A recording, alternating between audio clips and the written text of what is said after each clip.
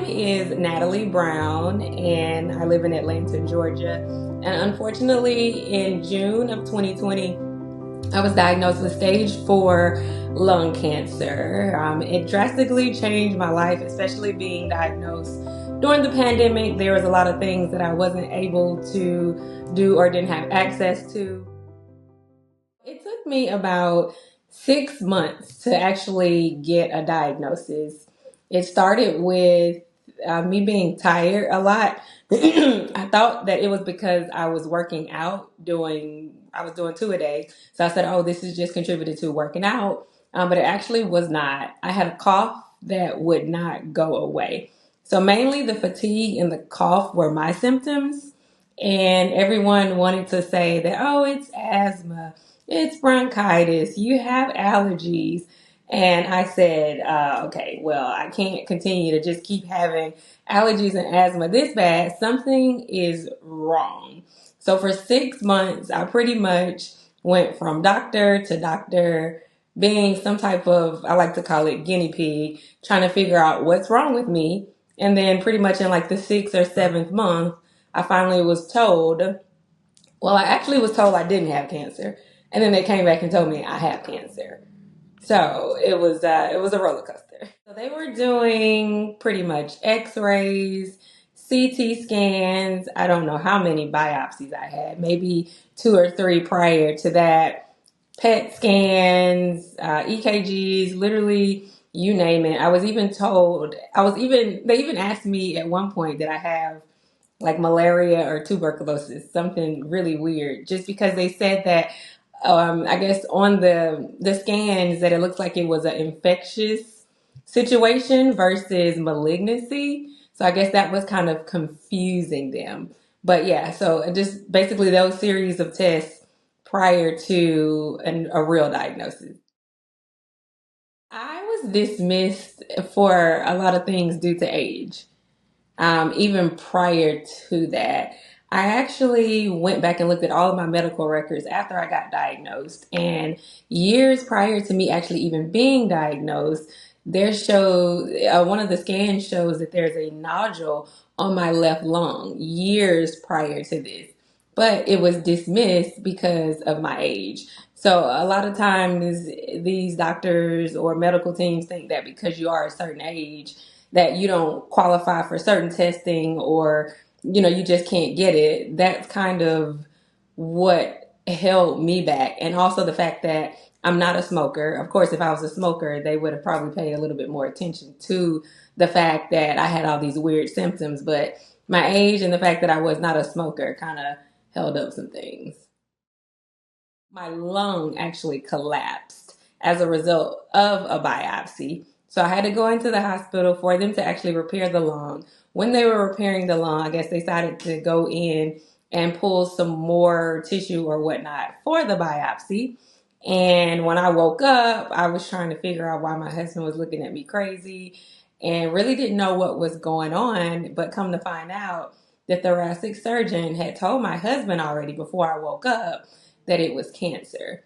They never staged it or said the specifics of it, but we knew it was cancer at that point. But I actually got my official stage when I went to an oncologist. So pretty much as soon as I walked in there, she kind of looked at me as if she thought I already knew, but I didn't. And she says, this is stage 4. And I pretty much fell out sitting down. It was very weird. So I was immediately thinking in my mind that I'm going to die because I've heard stage 4 of any type of cancer prior to me being diagnosed. And stage 4 to me automatically meant a death sentence. So as soon as she said that, I'm just like, I'm going to die. It had already advanced to both of my lungs and my lymph nodes at the time of discovery. So it was already pretty far gone. And I was actually told on that day, there is no cure. So we will not be able to put you into, I think, 100% remission. I was told there might be a possibility, but not really. I've had about 4 different opinions, to be honest with you. But I did stick with that oncologist. I do still have that oncologist today. I asked her that day, I said, hey, can I start chemo now? She's like, no.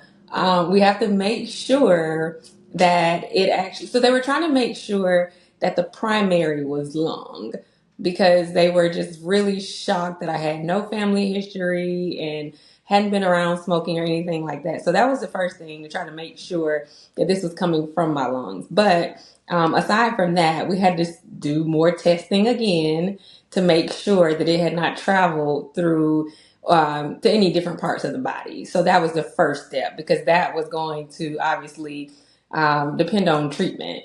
So we did several testing and we found out that it was still confined to the lungs. And so then I started chemo and I started immunotherapy. So I was on carboplatin, Alimta, and Keytruda. That's what I started off on. It was rough.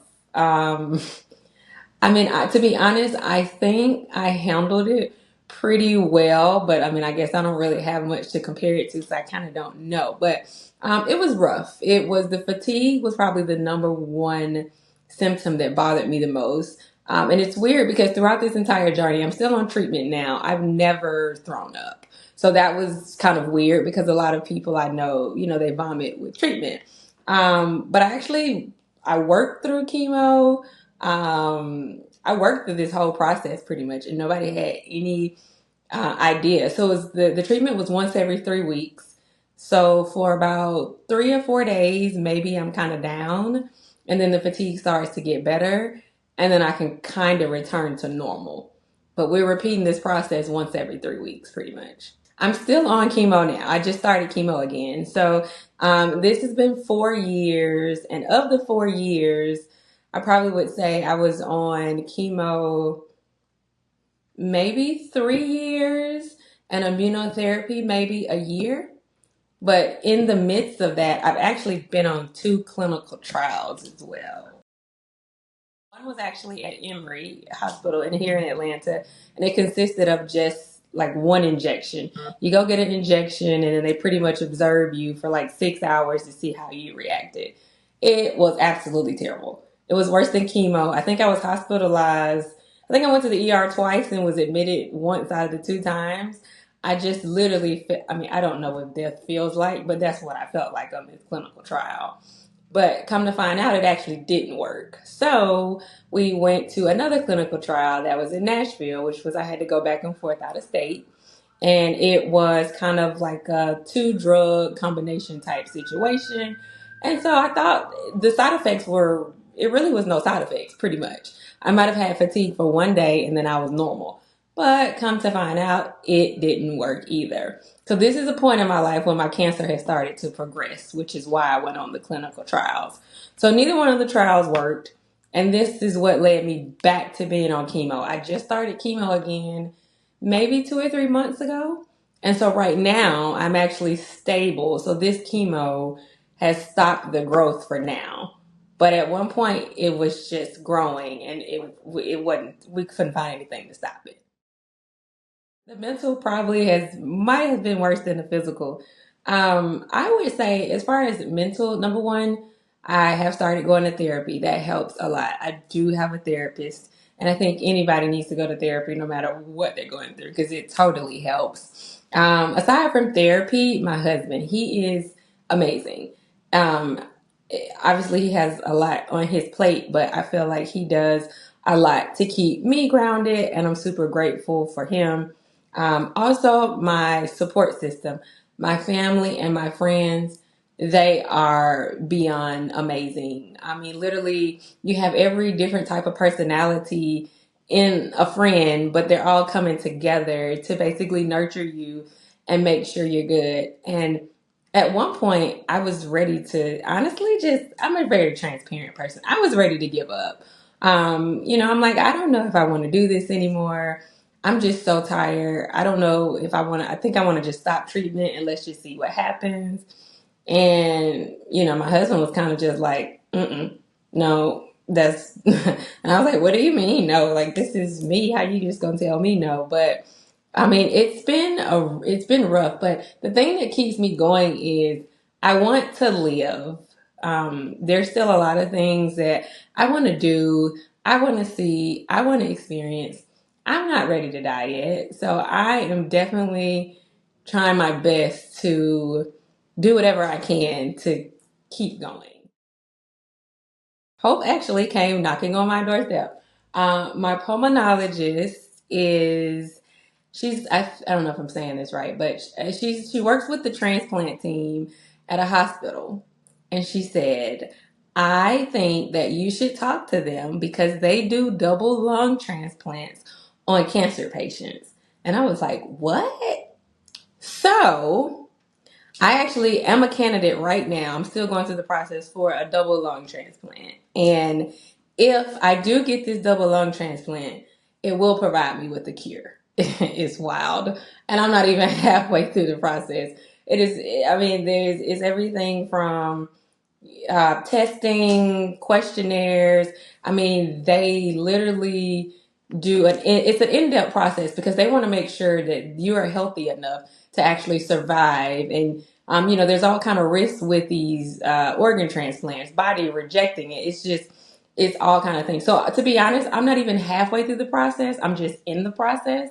So I'm hoping that everything goes well. And the main qualification is that in order for them to do it, it has to be confined to the lungs. So I'm having some scans that are coming up pretty soon here. And if if the cancer is still confined to the lungs, then we go to the next step. So we just keep going to the next steps all the way until we get up to the point to put me on the donor list.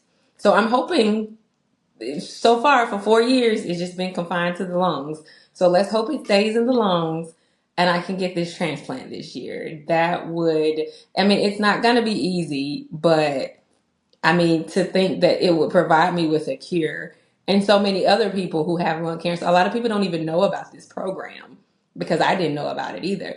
But if you have lung cancer and it's confined strictly to the lungs and you have good insurance, then you could be a candidate. You would think after 4 years that I don't get anxiety anymore, but I still do. And the thing that makes it so crazy is that most of the time they release the results before the doctor even reviews them. So you look at them and then you go crazy, and then it's just, oh goodness. To be honest, what I'll do, I'll get the results and I'll say, I'm not going to look. I'm not going to look. I'm going to wait till my doctor looks. And then I end up looking, reading it. And most of the time it says something that I don't understand and then I interpret it wrong. So I'm freaking out and I can't talk to my doctor until Monday. So that part of it is just a whole nother situation. I feel like they need to stop releasing those test results until your doctor reviews them or calls you because that's a whole nother story. But yes, I still get anxiety. It doesn't matter how good I'm doing or how stable I am. I'm going to be nervous about a scan. I live my life in 90-day increments, basically. So every time I get a scan and it comes back stable or better, I know I'm good for another 90 days. I mean, like, that's sad to say, but that's how I live. Survivorship to me looks like advocating and educating. I think that is huge because so many people don't know that all you need is lungs to get lung cancer. You don't have to be a smoker. Obviously there are factors that do contribute to lung cancer, being around certain things, but as long as you have lungs, I mean, unfortunately, you could possibly get it just like I did. So yeah, advocating and educating and letting people also know that stage 4 doesn't necessarily mean a death sentence because that's what I thought. So I'm sure a lot of other people think the same thing. And then some people look at me and they're like, oh, you have cancer? And I'm like, yeah, I do. So a lot of us might not look like your typical cancer patient or typical stage 4 patient, but what does that mean? What does cancer really look like? Try to keep going. I'm not going to say keep going. I'm going to say try to keep going because obviously this process is extremely difficult. I hate when people say, you got this. I mean, I don't know if I got this, so how do you know if I got this? But no, seriously, like try to keep going. It is extremely difficult, whether it's from a mental standpoint or a physical standpoint, but try to keep going and just try not to give up. It's all easier said than done, especially when you're going through the process. But I would just say try as best as you can.